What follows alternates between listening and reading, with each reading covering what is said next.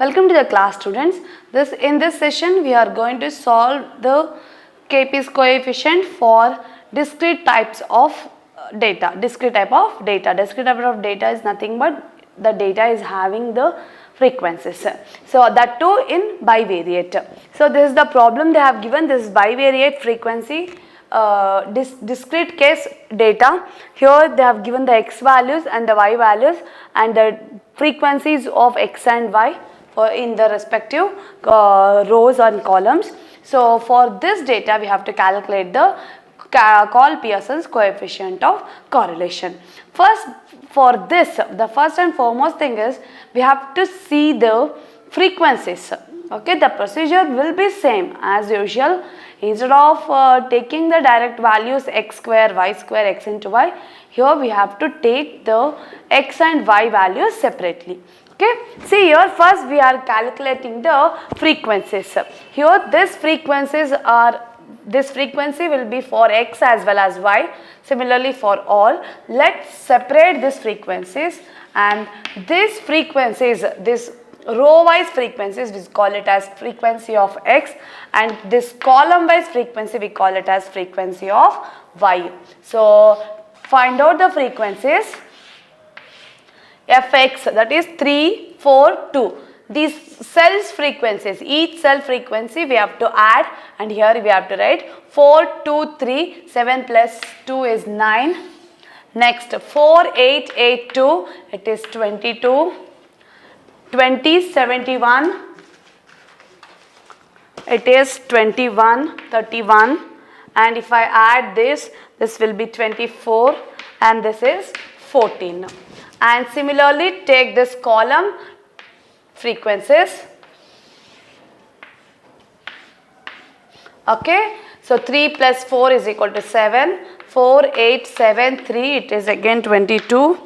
Next is 33, 23, 15, and this column total and this row total, totally we call that as n, capital N, total frequency. This is 100. This total and this total should be same, that is 100. After this, the next step is you have to take fx into x. Similarly, fy into y.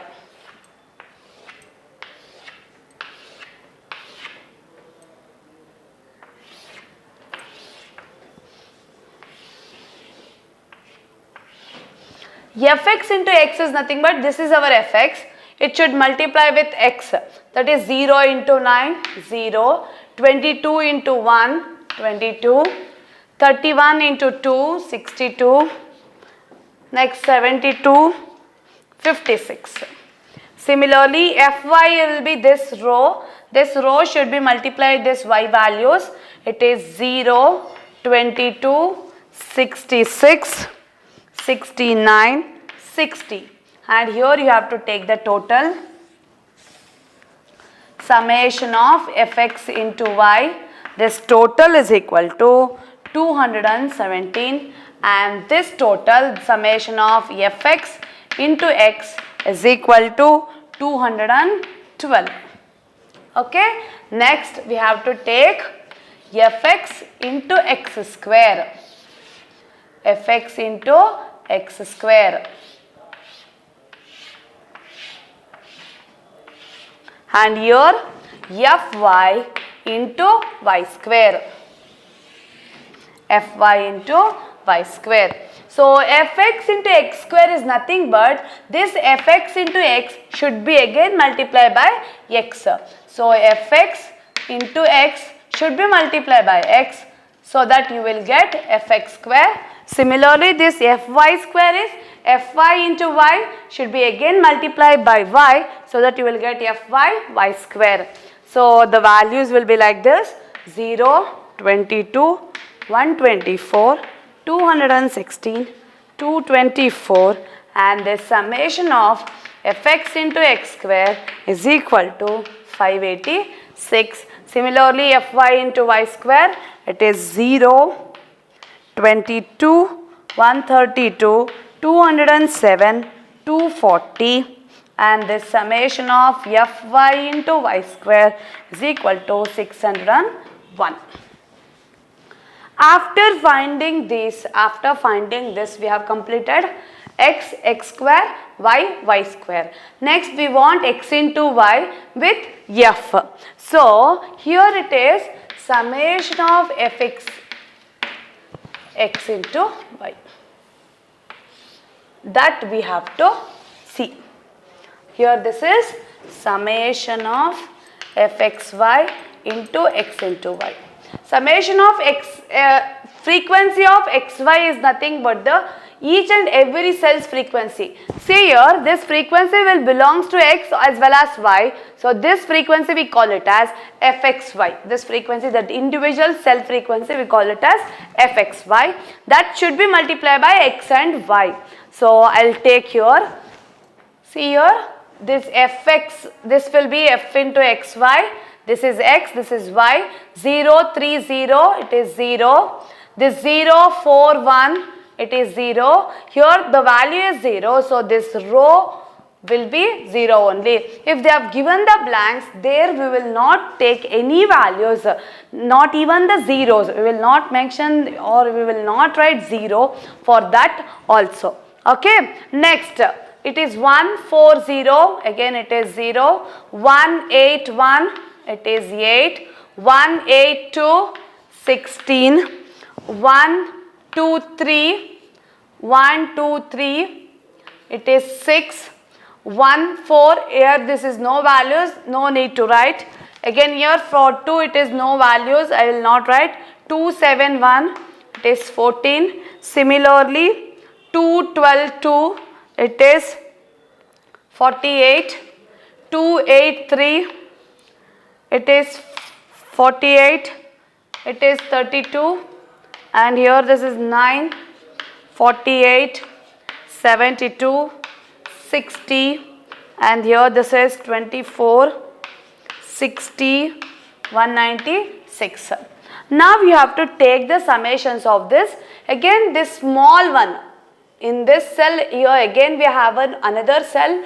That total we have to write here, and column total we have to write here. This row total we have to write here. Here this one will be 0 and 0, 8, 16, 6. It is 30, 142, 189, 180.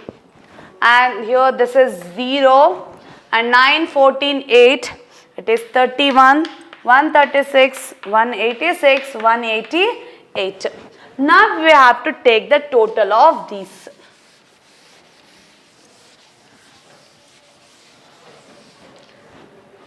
Now we have to take the total of this, and that total should be same. This total is 541, and here also this total is 541. This 541 we call it as double summation fxy into x into y. Why it is double summation? Here we have taken one summation already, this total, and here this is also another one for y. So this will be our double summation. And see here, after finding this total the double summation value in the table should be same, then only our problem will be correct. Otherwise we have done mistake in while finding the values, especially that cell frequencies, that small cell frequencies, that total or some calculations will be wrong if you will not get the same summations. Here if the total double summation is same value, then your table is completed and you will get the correct correlation coefficient value. Before I am writing the formula or substituting in that, once again I wanted to explain this table clearly. See, this is the table. First they have given, this is a bivariate table with discrete frequencies. First we will find out the frequencies of x and frequency of y individually. For that we will add the row 1, first row total, second row total as fx, and the column total as fy. Okay. Next, this fx should be multiplied by x value, so that you will get fx into x fx into x. Similarly, we will multiply this fy value with the y values so that you will get fy into y, and these are the fy values. Take the summation of fx into x, fy into y. Similarly, we want fx square also. So, to find out this fx square, we will multiply this fx again with the x so that you will get x square. Here I have written fx into x. This fx into x should be multiplied by x so that you will get fx square. Similarly, to find out fy square, fy into y, this row, okay, should be again multiplied with this y value so that you will get fy into y square, and again you take the total of these two. After this, the next step is very important to find the double summation total. First, for that we have to know the, what do you mean by fx into y, fxy. Fxy is nothing but the cell frequency, the individual cell frequency, and this frequency will belongs to x as well as y. That should be multiplied by x into y, and that have written in the small boxes. Inside the cell I have written that in the small boxes.